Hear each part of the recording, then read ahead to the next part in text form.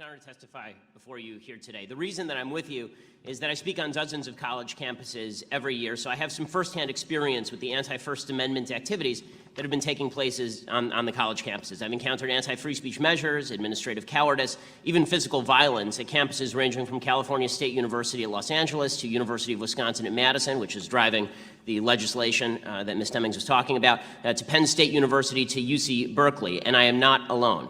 In order to understand what's been going on at some of our college campuses, it's necessary to explore the ideology that provides the impetus for a lot of the protesters who violently obstruct events, pull fire alarms, assault professors and even other students, and the impetus for administrators who all too often humor these protesters. Free speech is under assault because of a three-step argument made by the advocates and justifiers of violence.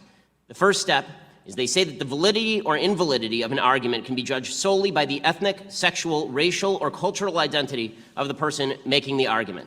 The second step is that they claim those who say otherwise are engaging in what they call verbal violence. And the final step is they conclude that physical violence is sometimes justified in order to stop such verbal violence.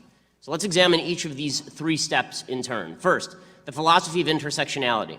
This philosophy now dominates college campuses as well as a large segment, unfortunately, of today's Democratic Party, and suggests that straight white Americans are inherently the beneficiaries of white privilege and therefore cannot speak on certain policies, since they have not experienced what it's like to be black or Hispanic or gay or transgender or a woman.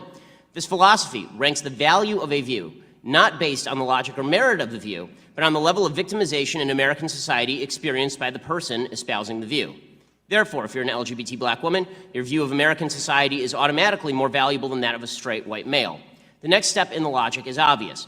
If a straight white male, or anybody else who ranks lower on the victimhood scale, says something contrary to the viewpoint of the higher-ranking intersectionality identity, that person has engaged in a microaggression. As NYU social psychologist Jonathan Haidt writes, microaggressions are small actions or word choices that seem on their face to have no malicious intent, but that are thought of as a kind of violence nonetheless. You don't have to actively say anything insulting to microaggress. Somebody merely needs to take offense. If, for example, you say that society ought to be colorblind, you're microaggressing certain identity groups who have been victimized by a non-colorblind society. Note, microaggressions, as the name suggests, are not merely insults. They are aggressions. They are the equivalent to physical violence. Just 2 weeks ago, psychologist Lisa Feldman Barrett of Northeastern University published an essay in the New York Times suggesting that words should be seen as physical violence because they can cause stress, and stress causes physical harm. Thus, Feldman suggested it is reasonable, scientifically speaking, to ban or restrict speech you do not like at your school. This is both inane and dangerous. That's because it leads to the final logical step. Words you don't like deserve to be fought physically. When I spoke at California State University at LA, one professor threatened students who sponsored me by offering to fight them. He then posted a slogan on the door of his office stating, "The best response to microaggression is macroaggression." As Haidt writes, this is why the idea that speech is violence is so dangerous. It tells the members of a generation already beset by anxiety and depression that the world is a far more violent and threatening place than it really is. It tells them that words, ideas, speakers can literally kill them. Even worse, at a time of rapidly rising political polarization in the United States, it helps a small subset of that generation justify political violence. Indeed, protesters all too often engage in physically violent disruption when they believe their identity group is under verbal attack by someone, usually conservative, but not always. Not only do some administrators look the other way, at Middlebury College, Cal State LA, Berkeley, Evergreen, actual crimes were committed and almost nobody has been arrested. But they actively forbid events from moving forward, creating a heckler's veto. The notion that if you are physically violent enough, you can get administrators to kowtow to you, to bow before you, by canceling an event you disagree with altogether. All of this destroys free speech. But just as importantly, it turns students into snowflakes, craven and pathetic, looking for an excuse to be offended so they can earn points in the intersectionality Olympics and then use those points as a club with which to beat opponents.